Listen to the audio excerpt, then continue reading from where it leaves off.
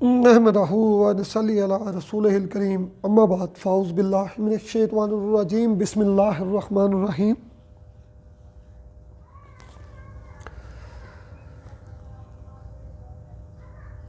अल्लाह के सिवा कोई मबूद नहीं, वो अकेला है, उसका कोई शरीक नहीं।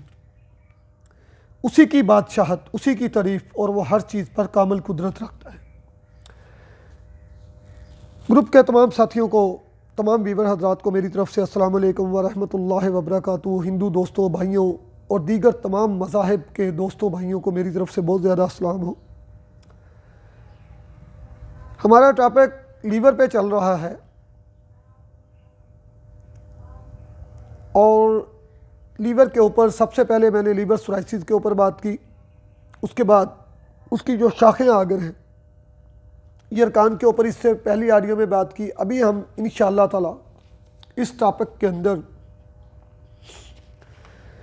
Hepatitis A, hepatitis B, hepatitis C, chronic hepatitis B, hepatitis C, chronic hepatitis C, hepatitis D, hepatitis E के ऊपर तमाम इसकी ट्रीटमेंट और इसके इलाज के लिए आपसे इंशाअल्लाह ताला तमाम मालूमात, एलोपैथी के हिसाब से इसकी ट्रीटमेंट, आयुर्वेद यूनानी के हिसाब से ट्रीटमेंट, कुश्ता साजी मैं इंशाअल्लाह वो बात के सेगमेंट में डालूँगा, क्योंकि असल मकसद हुक्मा अतीबा हजरात के साथ अवामुल नास को इसका पूरा इल्म हो, फ़ायदा पहुँचे। अल्लाह की रज़ा के लिए मैं डॉक्टर हकीम शकील बारी, फाज़िल तिब वल जराहत और इंटरनेशनल अल्टरनेटिव मेडिसिन 48 कंट्री से गोल्ड मेडलिस्ट हूँ।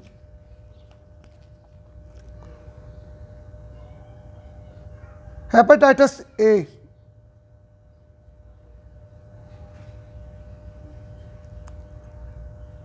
हेपेटाइटिस वायरस की इन्फेक्शन और ये तकरीबन बैनुल अक़वामी बीमारी है। ये बीमारी वबाई सूरत इख्तियार कर लेती है। ये बीमारी ज़्यादातर मौसम ख़ज़ां में फैलती है, बच्चों और जवानों को मुब्तला करती है और इस बीमारी की बड़ी वजह नाकस खुराक और पानी है। आबादियों का गुंजान होना, नाकस सीवरेज सिस्टम,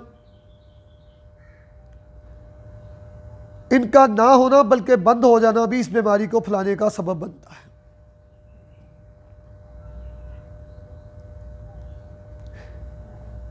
क्लिनिकल फीचर्स जो इसके हैं, यानी अलामात जो हैं, हेपेटाइटिस के वायरस की इन्फेक्शन मरीज़ को परेशान करती है, उसे मतली, कै और डायरिया जैसी जो बीमारी है वो ज़ाहिर होती है। और अगर इसका फ़ौरन इलाज ना किया जाए तो मरीज़ तकलीफ में आ जाता है, अगर फौरी इलाज किया जाए तो मरीज़ इससे तंदुरुस्त हो जाता है। और अगर इलाज ना किया जाए 1 या 2 हफ्ते के बाद मरीज़ को यरकान हो जाता है, जो ख़तरनाक बीमारी है। जब यरकान ज़्यादा हो जाए तो पेशाब स्याह रंग का और पखाना पीले रंग का हो जाता है।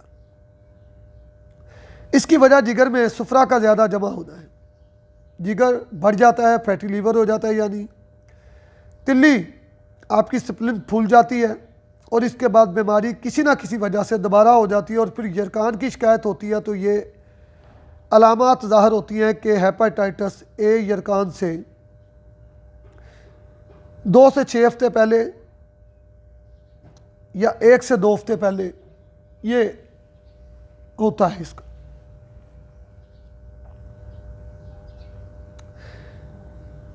इन्वेस्टिगेशन यानी इसकी तशखीस हेपेटाइटिस ए के शुरू होने में सीरम बिलीरूबिन जो आपका है ये नॉर्मल होता है। उसके बाद बिलीरूबिन बोलियत बेरंग मादा ज़्यादा हो जाता है, जो अंतड़ियों में बिलीरूबिन की कमी से पैदा होता है। सीरम AST और ALT यरकान से पहले बढ़ जाता है।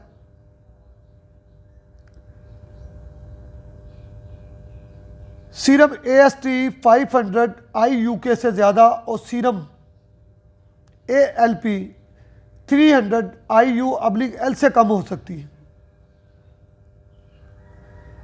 यरकान ख़त्म होने के 2 हफ्ते बाद इसके फैलने के इम्कान कम होते हैं, मगर TE जो सेट्स होता है गैर नॉर्मल होते हैं और इस स्टेज पर खून में एंटीबॉडीज़ की इन्फेक्शन की तशख़ीस की जाती है। एंटीबॉडीज़ कौन सी हैं इसका जानना बहुत ज़रूरी है।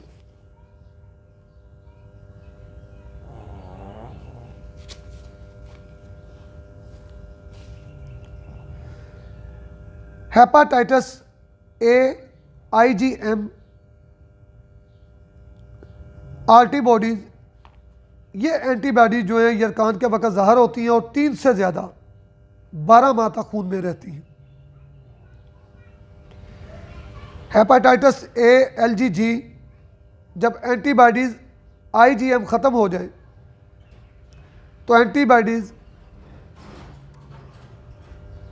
LGM जब ख़त्म होते हैं तो LGG खून में गर्दिश करती रहती है और आम हालत में इन्फेक्शन को ज़ाहिर करती है जो हेपेटाइटिस के हैं। बाज़ अलामात में बच्चों के खून में 3 साल तक रहती है।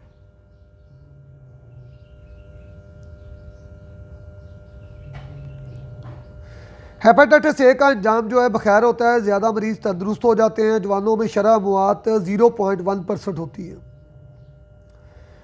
शदीद यरकान से सेहतयाबी के कई महीने तक मरीज़ को कमज़ोरी रहती है और इससे परेशान होने की ज़रूरत नहीं, लेकिन 1-2 दफ़ा चेकअप करवाना बहुत ज़रूरी है।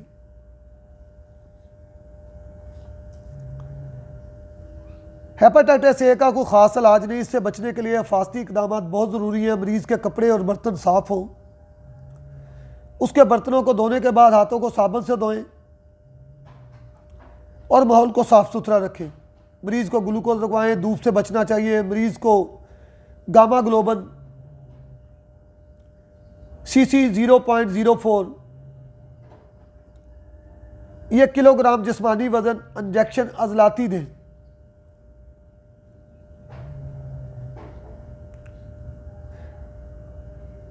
सफ़र पर जाने वालों को वैक्सीन दी जाए। अगर वो वबा से मुतासर मकामात को जाते हैं, इस वैक्सीन से हेपेटाइटिस के फैलने से उसको रोका जा सकता है। और इसके अलावा लोग जो लोग इसकी वजह से रिस्क पर हों, उनको नॉर्मल इम्यूनोग्लोबुलिन ml/kg/1m इस्तेमाल करनी चाहिए, 040.06।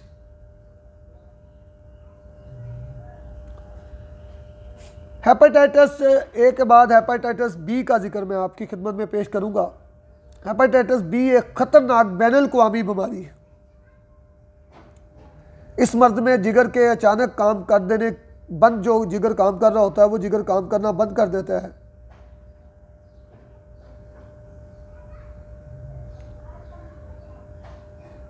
जिसे फ्लैमिनेट हेपेटाइटिस फेलियर कहते हैं। इससे हर साल दुनिया में तकरीबन 200 से 300 लाख लोग जो हैं वो इसमें मुब्तला होते हैं। और ये मर्ज़ ख़ास तौर पर खून की मुंतकिली, गंदी सिरिंज का बार बार इस्तेमाल, हमजिनस तल्लुकात के ज़रिए जल्द में फैलता है। इसके अलावा नाकस खुराक, मंशियात का बजरिया वरीदें, लोग ये रोडों के ऊपर बैठ कर बार बार एक ही इंजेक्शन से जो अपने आप को नशा आवर दवाइयाँ लगाते हैं, वो भी वायरस फैलने और दूसरे शख्स को इन्फेक्शन का बायस बनते हैं। दुराने अमल माँ से बच्चे को वायरस हो जाता है और ये अमल बहुत ही ख़तरनाक है। बच्चा पैदा होते ही बीमार पड़ जाता है। और यह भी ख़ास ख्याल रखें कि हेपेटाइटिस B का वायरस मच्छरों और बिस्तर के पिस्सुओं में भी होता है।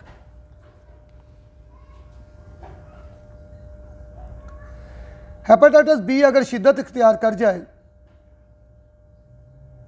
यानी क्रोनिक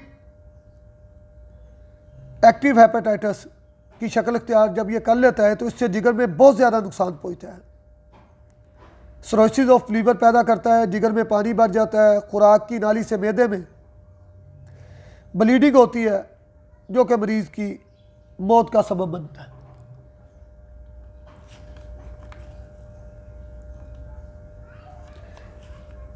हेपेटाइटिस के लेबॉरेटरी टेस्ट बहुत ज़्यादा ज़रूरी हैं, चाहे आप आयुर्वेद से इलाज कर रहे हैं या एलोपैथी से इलाज करें, हेपेटाइटिस के टेस्टों की बहुत अहमियत है।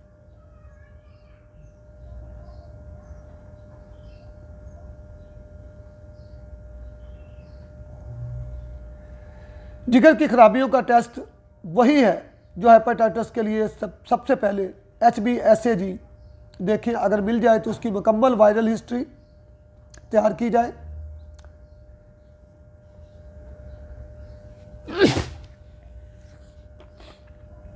DNA HBV बहुत ज़्यादा हसास वायरस की तब्दीली को ज़ाहिर करते हैं। मल्टेंट के ज़रिए मालूम कर सकते हैं HbSAg वायरस की इन्फेक्शन 6 हफ्तों में या 3 हफ्तों में ज़ाहिर होती है और फिर गायब हो जाती है।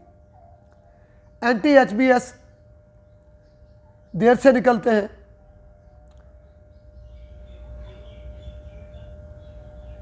जो कि इम्यूनिटी ज़ाहिर करते हैं, इनके बाद मरीज़ को यरकान हो जाता है और जिगर में सुर्ख सेल जो हैं वो ब्लास्ट यानी तबाह हो जाते हैं।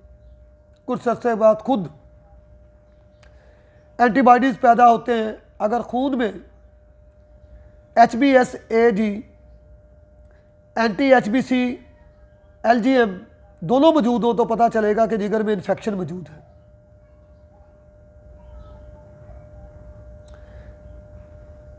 बी, हेपेटाइटिस की वैक्सीनेशन इन्फेक्शन को दूर करती है। हेपेटाइटिस बी का चूंकि अभी एलोपैथी में कोई ख़ास इलाज दरियाफ्त नहीं हो सका, लिहाजा इसमें हिफाजती इक़दामात बहुत ज़्यादा फ़ायदा देते हैं।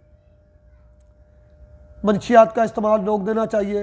हस्पताल या डिस्पेंसरियों में नर्सों को गंदी सिरिंज इस्तेमाल नहीं करनी चाहिए और ना ही एक सिरिंज बार बार इस्तेमाल करनी चाहिए। तवाइफ़ों या बाज़ारी औरतों से जिनसी तल्लुकात बिल्कुल ख़त्म कर देने चाहिए। जिन मरीज़ों के खून में anti-DNA HBV मौजूद हो, उनसे इस किस्म की इन्फेक्शन की वजह पूछनी चाहिए। हस्पतालों में डॉक्टरों और नर्सों को सिरिंज बड़ी एहतियात से इस्तेमाल करनी चाहिए। इसको अपने हाथ में चुभने नहीं देना चाहिए। अलाजो मुआलजा के स्टाफ को वैक्सीनेशन ज़रूर करवानी चाहिए।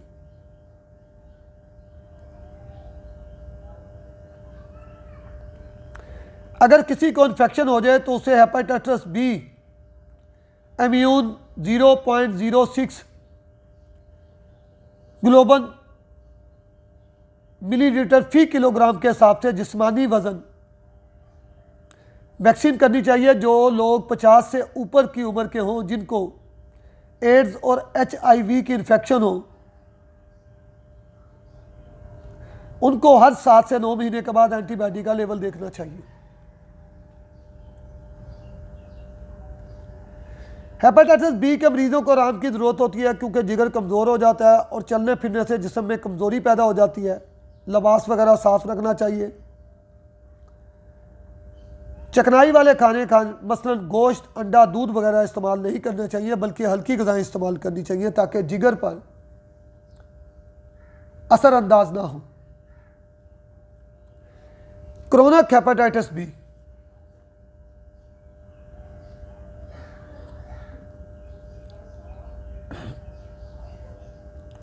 जब एक्यूट इब्तदाई बीमारी से हेपेटाइटिस बी क्रोनिक में दाखिल हो जाता है और क्रोनिक हेपेटाइटिस बी तरक्की याफ्ता ममालिक में आम है। ये HBV की बिगड़ी हुई किस्म है और बहुत ख़तरनाक है। अमेरिका में ये बीमारी हाई रिस्क लोगों में ज़्यादा है।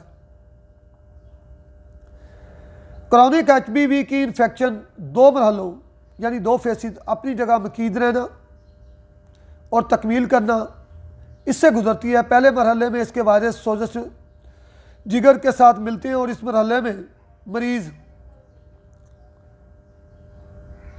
AG, HbC, DNA, HBV मुस्बत तौर पर बहुत ज़्यादा मुतासर होता है। इस सतह पर खून में DNA HBV का लेवल कम हो जाना है। जब HBV DNA के साथ मिलता है तो मरीज़ में AG-HBE ये जो मनफी हो जाता है और एंटीबॉडी HBE मुस्बत होता है। इस मरहले पर जिगर सुकड़ जाता है और थोड़ा सा सूज जाता है।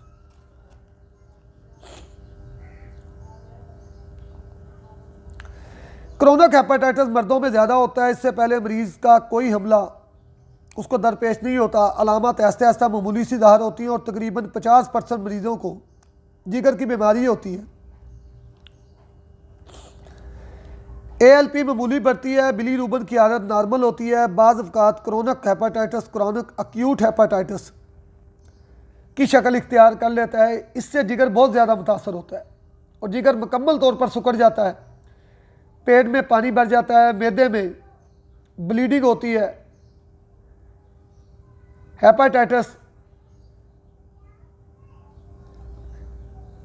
का मरीज़ जब इसमें मुब्तला हो जाता है तो फिर उसकी मौत अगर इलाज बर वक्त ना किया जाए तो वाक़या हो जाती है। अगर मरीज़ों में serum ABCAG HBsAg DNA HBV है तो उनकी बायोप्सी लीवर बायोप्सी पर इलाज करना चाहिए ताकि HBE AG HBV DNA को सीरम से खारिज किया जा सके। इस इलाज के साइड इफ़ेक्ट्स गो के बहुत सारे हैं। पहले इन्फेक्शन के 6 से 8 घंटे के बाद मरीज़ को फ्लू नज़ला वगैरह की शिकायत हो जाती है और बार बार इंजेक्शन लगाने से ये ख़त्म हो जाती है। लेकिन जिस्म के अज़लात और सर में दर्द होता है और खून का दबाव, हैज़ा, बालों का गिरना, हड्डियों में इन्फेक्शन हो सकती है।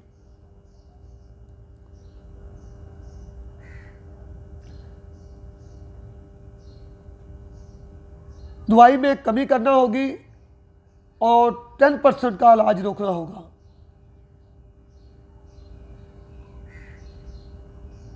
इलाज में लैमिवांडियन 100 mg रोज़ाना दी जाए। ये इलाज 4 माह या 1 साल तक जारी रखना चाहिए। इस बीमारी का मरीज़ ऐसे आहिस्ता ठीक होता है इंशाअल्लाह ताला। अभी हमने नेक्स्ट सेगमेंट में अपने hepatitis C, chronic hepatitis C, hepatitis D और हेपेटाइटिस ई के मतलब आपको मुकम्मल नॉलेज देते हुए और इसकी ट्रीटमेंट आपकी खिदमत में पेश करते हुए आगे जाएंगे। चूँकि ऑडियोज़ बहुत ज़्यादा तवील वीडियोज़ हो जाती हैं तो हम इंशाल्लाह बाई पार्ट्स इसको आपकी खिदमत में पेश करेंगे। चैनल को सब्सक्राइब करें, बेल आइकॉन को दबाएं ताकि बाकी तमाम आप तक वीडियोज़ पहुँच सकें। वमा अलैना इल्लल बलागुल मुबीन।